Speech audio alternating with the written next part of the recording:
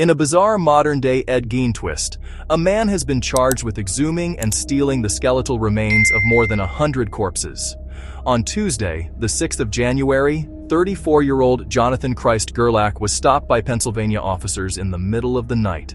He was found near the mouth of Mount Moriah Cemetery in Yeadon, Philadelphia, carrying a crowbar and a burlap bag. He was walking back to his car when police apprehended him and confiscated the bag. When they opened it, they discovered the mummified remains of 2 infant children. Inside were also 3 skulls and a number of other bones.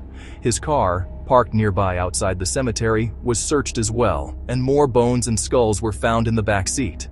It was already a bizarre case for the officers, but this was only the beginning. As standard procedure, their suspect was arrested, his address obtained, and his home subjected to a thorough search. What they found next was beyond anything they expected. Please help us make 1,000 subscribers by the year end. Make sure to subscribe, give the video a thumbs up, and leave comments down below so I can find out what content you'd like to see, and I will reply to everyone. Don't forget to hit the bell to be notified as soon as the next video drops.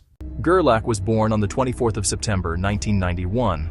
He lived with his fiancée at 100 Washington Avenue in Ephrata, Pennsylvania. When officers arrived at his home, some 70 miles from Mount Moriah Cemetery, they found what can only be described as a house of death. It must have smelled of it. His basement was filled with corpses, decomposing bodies, body parts, and bones. There were human hands and feet, torsos, and skeletal remains scattered throughout. Officers described hanging skeletons and corpses, some reassembled, some not. Shelves were lined with skulls and bones. Some of the skeletons were hundreds of years old. Others were only a few years old. In one corpse, they even found a pacemaker still inside. Pacemakers were first introduced in the 1950s, originally large and external. By the late 50s and 60s, they were being implanted, and by 1980, they were miniaturized and routinely used. That single device might allow detectives to narrow down when that person died. Modern pacemakers often carry serial numbers, potentially helping investigators identify the body and return it to its family. Jewelry belonging to the deceased was also found throughout the home.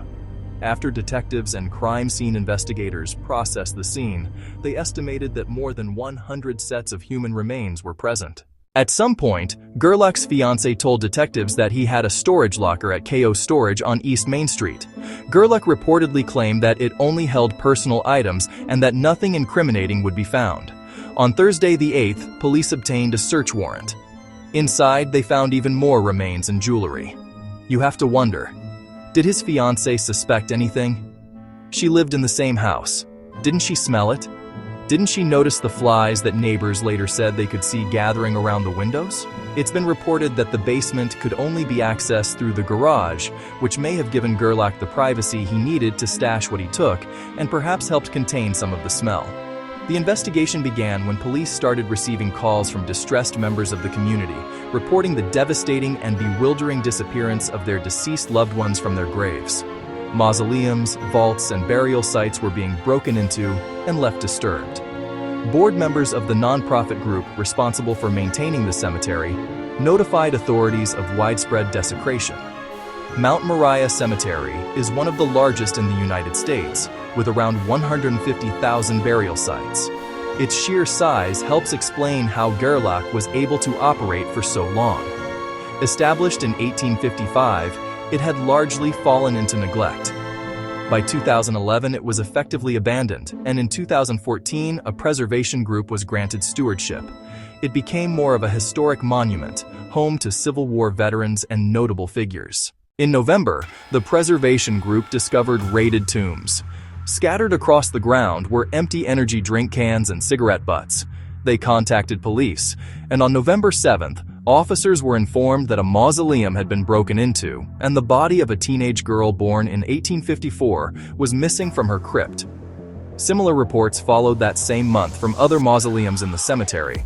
The same thing happened again in December 2025. Authorities confirmed that since November, roughly 30 mausoleums and vaults had been broken into. It's unclear how long Gerlach had been doing this, but by the time he was caught in January, It was clear he had been busy. A breakthrough came on December 23, 2025, when police received a tip connected to Gerlach's relatives, including his brother Josh and Josh's wife Alexandra.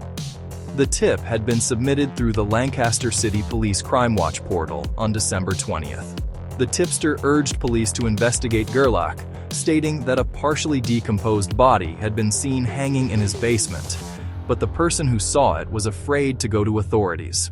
The tipster shared social media links showing that Gerlach was into taxidermy, skeleton collection, and selling bones. He had allegedly mentioned a trip to Chicago to sell a human skull. The tip also pointed police towards similar mausoleum break-ins in Luzerne County that occurred between the 1st and 6th of November.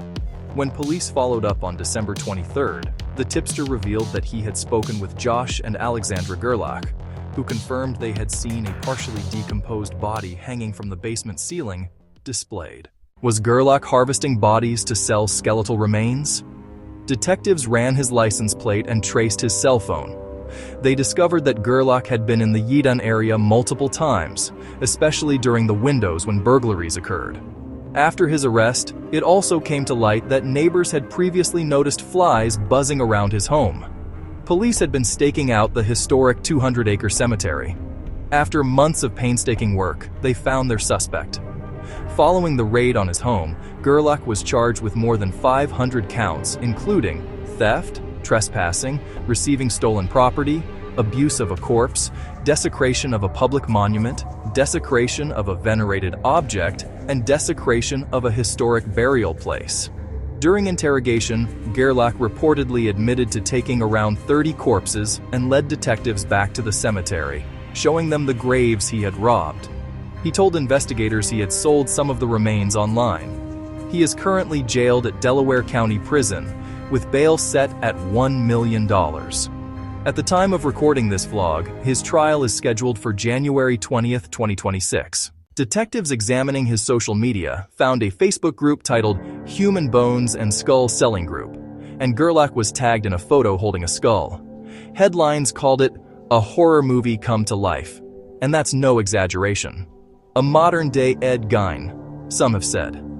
Yet as of early January, his true motive remained unclear. It appears Gerlach was also a serial thief. Around the same time, he was caught stealing tools from a hardware store. Hammers, gloves, drill bits, items that could be used to rob graves. He wouldn't even pay for the tools he used to steal from the dead. He stole everything, jewelry and bones alike. Ed Gein, the Butcher of Plainfield, who inspired the Chainsaw Massacre franchise, was known to exhume freshly buried bodies for necrophiliac acts and to harvest skin for his infamous suits. He often returned the bodies after taking what he wanted. Gein was convicted of only 2 murders, but his sickness placed him in infamy. Gerlach may be different. He may have been only a thief with an obsession with bones. Perhaps he believed no one cared about old remains, that he wasn't hurting anyone. One bone at a time, one grave at a time, until he found his audience online and it spiraled. On social media, he discussed forensic documentation of animal and human remains. He referred to himself as a curator of pathology and osteology. He pursued certification and spoke of establishing a professional practice in the field. Once again, social media appears as both influencer and enabler, transforming a niche interest into criminal enterprise. Should platforms bear any responsibility when obsession turns into exploitation? Please help us make 1,000 subscribers by the year end. Make sure to subscribe, give the video a thumbs up, and leave comments down below so I can find out what content you'd like to see, and I will reply to everyone. Don't forget to hit the bell to be notified as soon as the next video drops. Gerlach found community, validation, and profit. One has to wonder whether police will pursue those who purchase these stolen remains. District Attorney Rouse expressed grief for the families affected, particularly after the identification of infant remains. He said investigators face immense work in identifying the bones and returning them to loved ones, a process that could take years. Even now, authorities don't fully know whether this was purely about trade or something darker. Friends and neighbors described Gerlach as normal. He moved into the neighborhood with his fiancée and 2 dogs. He seemed like a good person, Yet a person who can tolerate decomposing bodies, who can walk alone into a cemetery at night, dig up the dead, and live among them daily, displays traits often associated with isolation, narcissism, psychopathy, and detachment from human empathy. The jury will decide whether this was theft gone too far, or whether they stopped a modern ghoul before he became something far worse.